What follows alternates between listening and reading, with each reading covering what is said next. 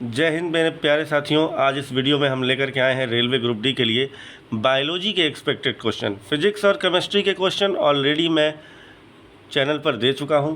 अगर आपने नहीं देखा है तो डिस्क्रिप्शन में लिंक है, उसे ज़रूर देख लीजिएगा। देर न करते हुए इस वीडियो की शुरुआत करते हैं। अगर चैनल को सब्सक्राइब आपने नहीं किया है तो कर दीजिएगा और वीडियो को अंत तक ज़रूर देखिएगा। पसंद आए तो लाइक ज़रूर कर दीजिएगा।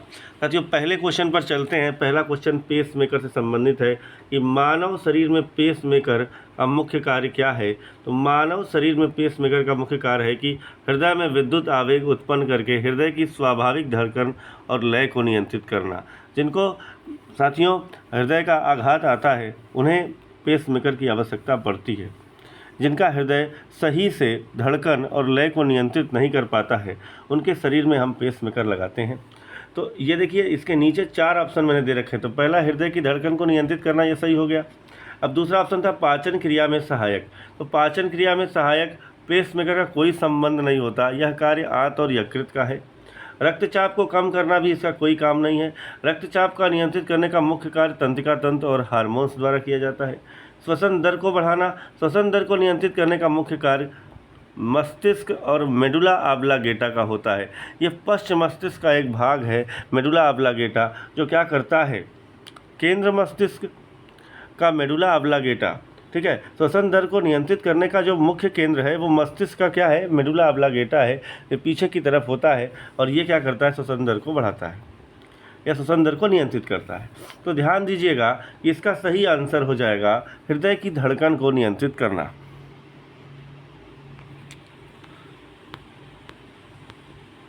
अगले क्वेश्चन पर चले साथियों। अगला क्वेश्चन देखिए। अगला क्वेश्चन कह रहा है कि डीएनए की संरचना का मॉडल किसने प्रस्तावित किया। अब 4 ऑप्शन है, वाटसन एंड क्रिक, ये इसका सही आंसर है। लेकिन उसके नीचे भी मैंने 3 ऐसे नाम रखे हैं जिससे क्या है, आपको पूरा का पूरा बायोलॉजी का रिवीजन भी हो जाए। तो वाटसन और क्रिक ने 1953 में डीएनए का प्रसिद्ध डबल हेलिक्स द्विकुंडली मॉडल प्रस्तुत किया था, जो इस तरीके से होता है। साथियों, आप सभी जानते हैं ये डबल वाला, ठीक है। तो क्या किया था कि डबल हेलिक्स द्विकुंडली मॉडल प्रस्तुत किया था वाटसन और क्रिक ने 1953 में।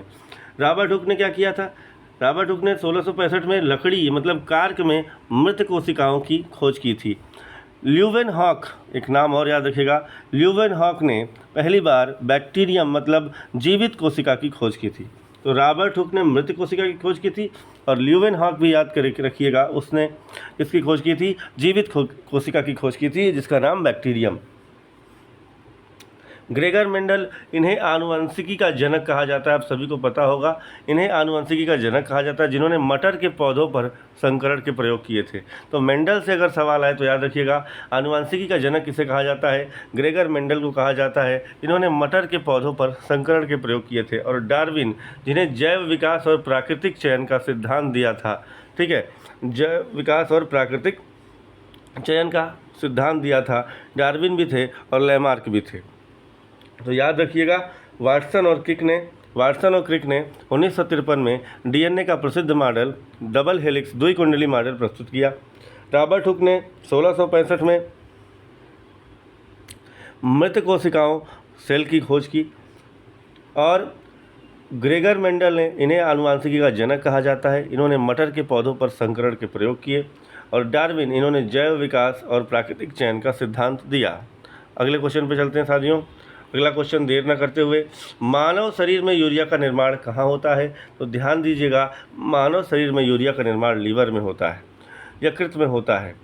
तो मानव शरीर में क्या करता है लीवर, ध्यान दीजिएगा, जो आपकी अमोनिया है ना, और अमोनिया NH3, जो आपकी विषैली अमोनिया है, इसे लीवर क्या करेगा कि इसे यूरिया में परिवर्तित कर देगा। और यूरिया में परिवर्तित करके, ठीक है, किसे भेज देगा, रक्त के माध्यम से किडनी को भेज देगा। अब किडनी यूरिया का निर्माण नहीं करता, बल्कि रक्त को यूरिया से छानकर मूत्र के रूप में अलग कर देता है। तो किडनी तक ले कौन जाएगा, रक्त ले जाएगा, बनाएगा कौन, लीवर, ले कौन जाएगा, आपका किडनी, और किडनी अलग कर देगा रक्त को अलग और यूरिया को अलग, जो कि मूत्र के रूप में बाहर निकल जाएगा। प्लीहा, प्लीहा, स्प्लीन क्या करता है? स्प्लीन को आरबीसी का कब्रिस्तान कहते हैं, ग्रेवयार्ड ऑफ आरसीबी करते हैं, ग्रेवयार्ड ऑफ आरसीबी। प्लीहा को आरसीबी का कब्रिस्तान कहते हैं, जहां पुरानी लाल रक्त कोशिकाएं नष्ट हो जाती हैं। लगभग 120 दिन में ये कोशिकाएं लाल रक्त आरबीसी हमारी नष्ट हो जाती हैं। इसीलिए कहा जाता है कि हमें रक्तदान करने में कोई परहेज नहीं करना चाहिए, क्योंकि हमारी जो आरसीबी हैं वो 120 दिन में क्या हो जाएंगी? मृत हो जाती हैं। मूत्राशय, मूत्राशय का कोई काम नहीं है, केवल मूत्र को एकत्र करिए, स्टोर करने का काम कौन करता है? मूत्राशय करता है। साथियों, इस तरीके से मैंने देखिए सब डिटेल वाइज लिख दिया है, जिसकी वजह से आपको क्या होगा, बहुत ही आसानी होगी रिवीजन में। पेपर के समय आप जाइए, ये वीडियो ज़रूर देख करके जाइए और आपको सारा कुछ रिवाइज हो जाएगा। अगले क्वेश्चन पर चलते हैं साथियों। प्रकाश संश्लेषण में प्रकाश स्वतंत्र अभिक्रिया, प्रकाश स्वतंत्र अभिक्रिया कहाँ होती है? तो भैया प्रकाश संश्लेषण किसके उपस्थिति में होगा? आप सभी जानते हैं क्लोरोफिल पाया जाता है क्लोरोप्लास्ट में। तो क्लोरोप्लास्ट में स्ट्रोमा में संपन्न होती है, स्ट्रोमा में संपन्न होती है, जहाँ कार्बन डाइऑक्साइड का अपचयन होकर ग्लूकोज बनता है। ध्यान दीजिएगा, इसे केल्विन चक्र भी कहा जाता है। तो याद रखिएगा, प्रकाश संश्लेषण की प्रकाश स्वतंत्र अभिक्रिया कहाँ होती है? क्लोरोप्लास्ट के स्ट्रोमा में होती है, जहाँ कार्बन डाइऑक्साइड का अपचयन होकर ग्लूकोज बनता है, और इसे हम केल्विन चक्र भी कहते हैं। ग्रेना में क्या होता है? ग्रेना में प्रकाश निर्भर अभिक्रिया होती है, जहाँ एटीपी और एनएडीपीएच बनते हैं। माइटोकॉन्ड्रिया में क्या होता है? यह कोशिकीय श्वसन और ऊर्जा उत्पादन का मुख्य केंद्र है। कोशिका का पावर हाउस भी हम माइटोकॉन्ड्रिया को कहते हैं। राइबोसोम, यह कोशिका का वह अंग है जो प्रोटीन संश्लेषण का कार्य करता है। तो आप सभी लोग को पता है, माइटोकॉन्ड्रिया को हम कहते हैं पावर हाउस ऑफ सेल, और राइबोसोम को कहते हैं factory of protein. Protein factory किसे कहा जाता है? राइबोसोम को, और माइटोकॉन्ड्रिया को कहते हैं हम पावर हाउस ऑफ सेल। तो इसका सही आंसर है स्ट्रोमा। क्लोरोप्लास्ट के स्ट्रोमा में होती है, जहां कार्बन डाइऑक्साइड का अपचयन हो जाएगा, रिडक्शन हो जाएगा, और क्या बनेगा? ग्लूकोज बनेगा। इसे केल्विन चक्र भी कहा जाता है प्रकाश स्वतंत्र अभिक्रिया को। साथियों, अगले क्वेश्चन पे चलते हैं। मानव रक्त में प्लाज्मा का प्रतिशत कितना होता है? तो 55% प्लाज्मा होती है, जबकि 45% रक्त कणिकाएँ जैसी आरबीसी, डब्ल्यूबीसी, प्लेटलेट्स होती हैं, और 55% क्या होती है? प्लाज्मा होती है। इन दोनों विकल्प का कोई संबंध नहीं है रक्त से। तो ध्यान दीजिएगा, मानव शरीर में लगभग 55% प्लाज्मा मतलब तरल भाग होता है, ठीक है, जो रक्त का क्या बनाता है? मैट्रिक्स बनाता है, जबकि 45% भाग हमारा रक्त कोशिकाएं होती हैं, आरबीसी मतलब लाल रक्त कोशिकाएं, डब्ल्यूबीसी श्वेत रक्त कोशिकाएं, और प्लेटलेट्स।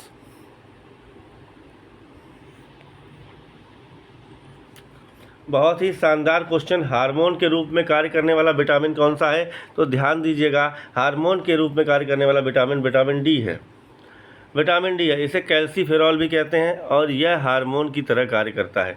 ध्यान दीजिएगा, विटामिन डी एक प्रो हार्मोन की तरह कार्य करता है, क्योंकि यह शरीर में कैल्शियम और फास्फोरस के संतुलन को नियंत्रित करता है। तो ध्यान दीजिएगा, विटामिन डी एक प्रो हार्मोन की तरह कार्य करता है, क्योंकि यह शरीर में कैल्शियम और फास्फोरस के संतुलन को नियंत्रित करता है, ठीक है। इसे कैल्सीफेरॉल कहते हैं, इसका रासायनिक नाम है, और यह हार्मोन की तरह कार्य करता है। विटामिन ए आप सभी लोग जानते हैं, इसका मुख्य रूप से दृष्टि या आँखों से और स्वास्थ्य और त्वचा के लिए आवश्यक है। विटामिन B12 यह तंत्रिका तंत्र के सुचारू संचालन और लाल रक्त कोशिकाओं के निर्माण में सहायक है। विटामिन के यह रक्त का थक्का बनने में मुख्य भूमिका निभाता है।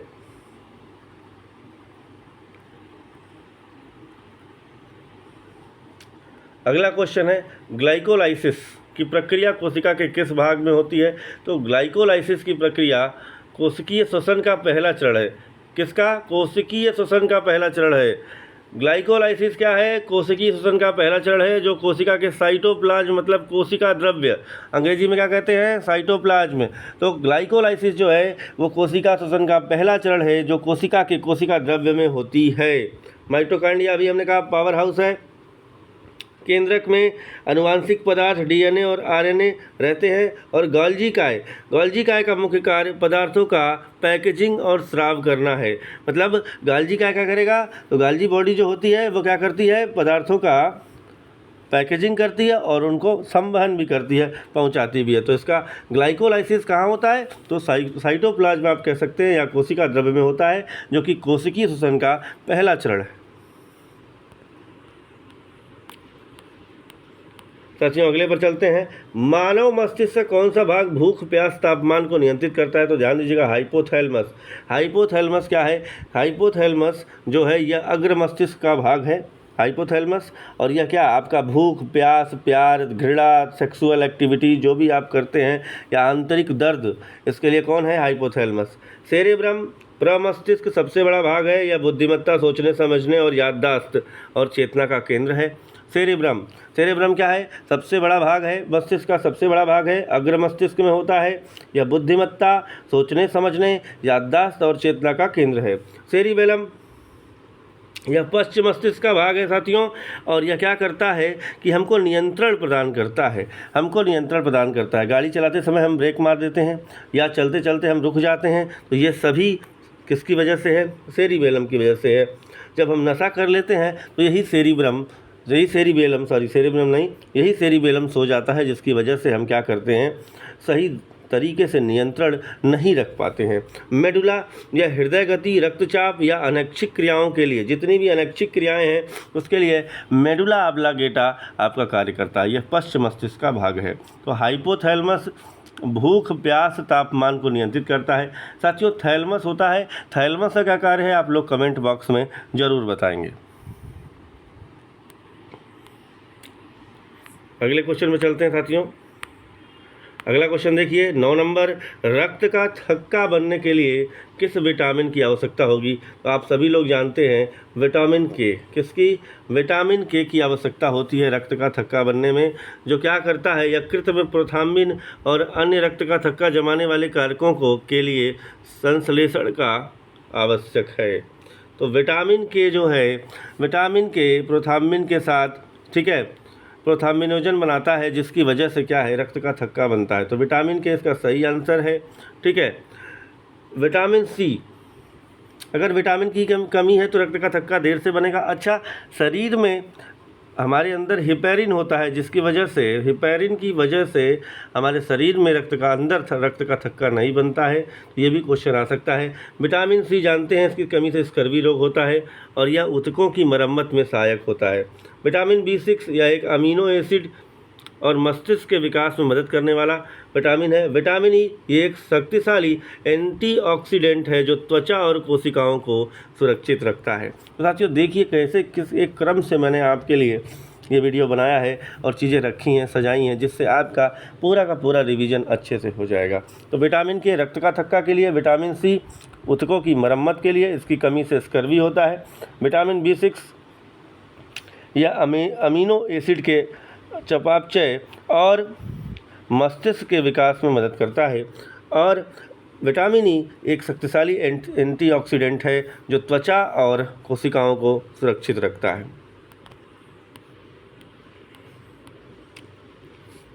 अगले क्वेश्चन में चलते हैं। कोशिका में प्रोटीन फैक्ट्री, अभी मैंने बताया राइबोसोम क्या है? राइबोसोम साथियों क्या है? प्रोटीन फैक्ट्री है। माइटोकॉन्ड्रिया क्या है? पावर हाउस है। लाइसोसोम क्या है? आत्मघाती थैली, सुसाइड बैग भी कहा जाता है, क्योंकि इसमें पाचक एंजाइम होते हैं। और केंद्रक, इसे कोशिका का दिमाग या नियंत्रक केंद्र कहा जाता है। साथियों देख लीजिए किस तरीके से सजाया गया है आपके लिए। राइबोसोम क्या है? राइबोसोम है प्रोटीन संश्लेषण का मुख्य केंद्र, मतलब राइबोसोम है प्रोटीन फैक्ट्री। माइटोकॉन्ड्रिया क्या है? पावर हाउस है। लाइसोसोम क्या है? आत्मघाती थैली। और केंद्रक क्या है? कोशिका का दिमाग या नियंत्रण केंद्र। अगले क्वेश्चन पे चलते हैं। मानव शरीर की सबसे बड़ी अंतःस्रावी ग्रंथि कौन सी है? ठीक है, तो अंतःस्रावी थायराइड है सबसे बड़ी, ठीक है। अंतःस्रावी सबसे बड़ी थायराइड ग्रंथि अंतःस्रावी है। और बहिस्रावी की बात करें तो यकृत यानी लीवर है। अंतःस्रावी कौन सी है? थायराइड ग्रंथि। और बहिस्रावी की अगर बात करेंगे तो कौन सी है, यकृत यानी लीवर। पीयूष ग्रंथि मास्टर ग्रंथि कहते हैं इसे, ये बहुत छोटी होती है लेकिन कई हार्मोन्स को नियंत्रित करती है। जी हाँ, ये मास्टर ग्रंथि है, बुद्धिमत्ता का केंद्र है। अधिविक्र किडनी से ऊपर होता है, ये आपातकालीन हार्मोन एड्रीनलिन का स्रावित करता है। तो अगर कहीं पूछ लिया गया कि एड्रीनलिन कौन स्रावित करता है तो अधिवृक्क, किडनी के ऊपर थोड़ा सा छोटा सा भाग होता है जिसे हम कहते हैं अधिवृक्क, एक छोटी सी ग्रंथि होती है, यह आपातकालीन हार्मोन स्रावित करती है। पीयूष ग्रंथि मास्टर ग्रंथि होती है, यह आकार में बहुत छोटी होती है लेकिन कई हार्मोन संतुलित करती है। और साथियों इसी को हम कहते हैं मास्टरमाइंड ग्रंथि। ठीक है, थायराइड ग्रंथि सबसे बड़ी अंतःस्रावी ग्रंथि है। ठीक है, और बहिस्रावी कौन सी हो गई, बहिस्रावी हमारी हो गई लीवर यानी यकृत। अग्नाशय, ये देखिए बहुत इंपॉर्टेंट है, यह एक मिश्रित ग्रंथि है, यह अंतःस्रावी भी है और बहिस्रावी भी है जो इंसुलिन बनाती है। तो साथियों इंसुलिन कौन बनाता है, तो ध्यान दीजिएगा अग्नाशय, पैंक्रियाज। अगले क्वेश्चन में चलते हैं साथियों। प्रकाश संश्लेषण में जैव रासायनिक ऊर्जा ATP एडिनोसिन ट्राइफॉस्फेट का उत्पादन कहाँ होता है, तो अभी बताया मैंने कि एडिनोसिन ट्राइफॉस्फेट ग्रेना में, स्ट्रोमा में क्या होगा, केल्विन चक्र होगा। ठीक है, अभी बताया था जहाँ ग्लूकोज बनेगा। ठीक है, वैक्यूल में कोशिकाओं में पानी और वर्ज्य पदार्थों का भंडारण करती है। कोशिका भित्ति, कोशिका भित्ति क्या है, यह पौधों की संरचनात्मकता, मजबूती और बाहरी सुरक्षा प्रदान करती है। सेलुलोज की बनी होती है कोशिका भित्ति, जिसकी वजह से पादप कोशिका जो है कठोर होती है और हमारी कोशिका में सेलुलोज नहीं होता है, कोशिका भित्ति नहीं होती है, इसलिए हमारी कोशिका मुलायम होती। तो इसका सही आंसर है ग्रेना। ग्रेना में क्या होगा, ग्रेना में साथियों प्रकाश संश्लेषण की प्रकाश निर्भर प्रतिक्रिया होगी जिससे ATP बनता है। तो ATP बनता है ग्रेना में और ग्लूकोज बनता है स्ट्रोमा में।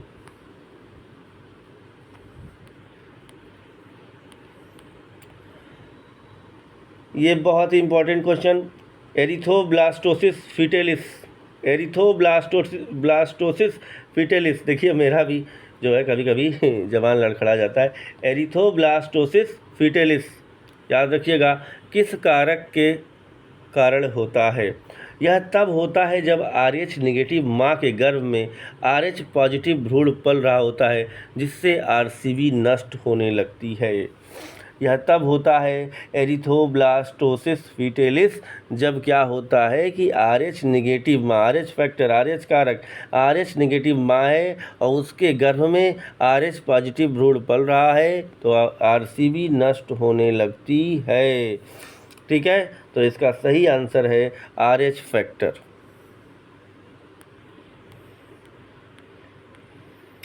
माइटोकॉन्ड्रिया को कोशिका का पावर हाउस क्यों कहा जाता है, देखिए ATP उत्पन्न करने के कारण माइटोकॉन्ड्रिया में क्या होती है, ATP उत्पन्न होती है जिसकी वजह से हम इसे कोशिका का पावर हाउस कहते हैं। प्रोटीन बनाने का मुख्य कार्य किसका है, राइबोसोम का है, प्रोटीन फैक्ट्री राइबोसोम को कहा जाता है।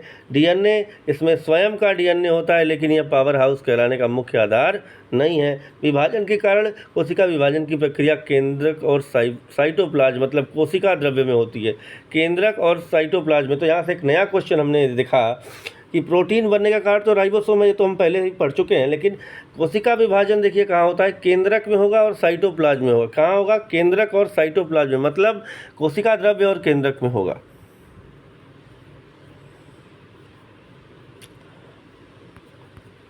सर थोड़ा आगे चला गया, फिर से ले चलते हैं 15 नंबर पर आपको, 13 नंबर, 14 नंबर और ये 15 नंबर।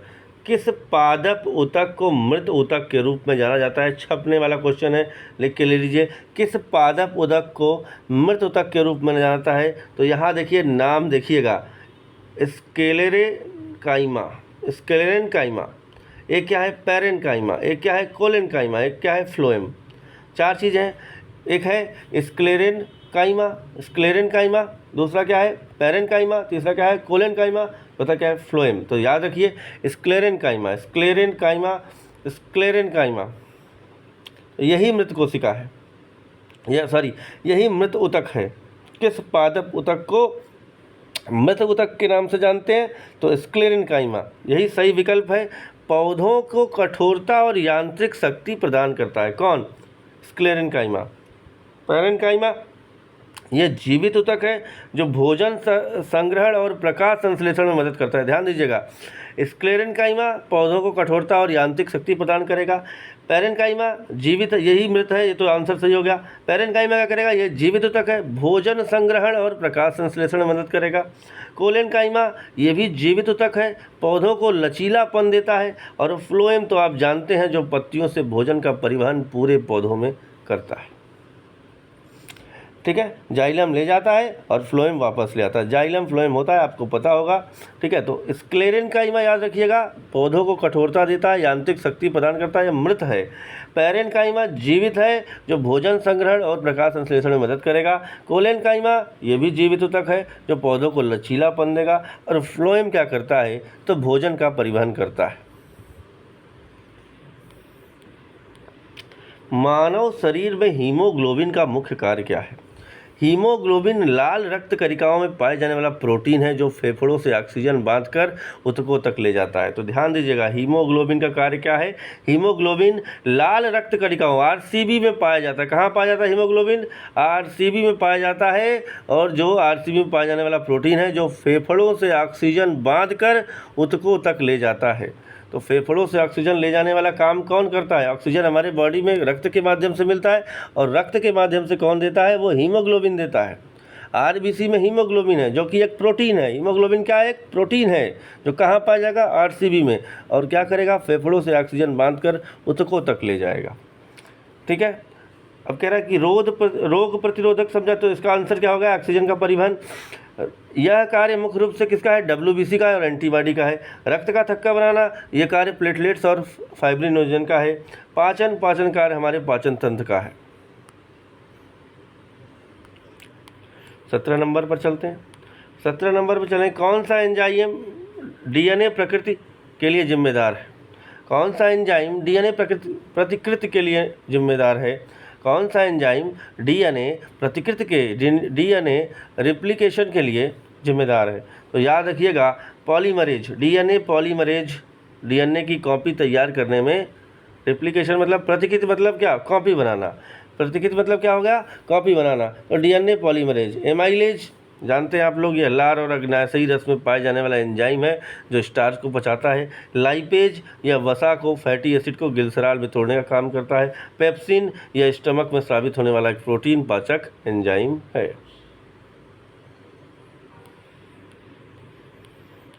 आगे चलते हैं, मानव आँख के किस भाग में कोई रक्तवाहिका नहीं होती है? तो ध्यान दीजिएगा, कार्निया में कोई रक्तवाहिका नहीं होती है। कार्निया क्या है? एकदम पहला भाग है। कार्निया एकदम पहली परत है। ठीक है, किसकी? एक पतली सी झिल्ली है, ट्रांसपेरेंट, जिसके अंदर से प्रकाश, अगर कार्निया आपकी ख़राब है तो आप जन्मांध होंगे। जन्मांध हो क्योंकि कार्निया ख़राब होती है, प्रकाश अंदर प्रवेश नहीं करता है। तो प्रकाश, अगर कार्निया सही है तो प्रकाश अंदर प्रवेश करेगा। रेटिना में प्रचुर मात्रा में रक्तवाहिकाएं होती हैं, जो प्रकाश संवेदी कोशिकाओं को पोषण देती हैं। आइरिस आँख का रंग निर्धारित करती है और पुतली के आकार को नियंत्रित करती है। प्यूपिल या आँख में प्रवेश करने वाली प्रकाश की मात्रा को नियंत्रित करती है। तो कार्निया क्या है? रक्तवाहिकाएं ना होने के कारण इसका प्रत्यारोपण सबसे सफल होता है। ठीक है, रक्तवाहिकाएं नहीं है, इसीलिए हम इसका प्रत्यारोपण करते हैं। जब हम आँख डोनेट करते हैं तो हम क्या डोनेट करते हैं? कार्निया ही डोनेट करते हैं, जो जन्मांधों के काम आती हैं, जो है जिनकी कार्निया डैमेज होती है, जिससे प्रकाश प्रवेश नहीं करता है, जिनको उनको नहीं दिखाई देता है। तो सबसे जब प्रकाश होगा तभी ना दिखाई देगा। तो कार्निया क्या करती है? कार्निया में कोई रक्तवाहिका नहीं है, तो कार्निया से प्रकाश प्रवेश करता है।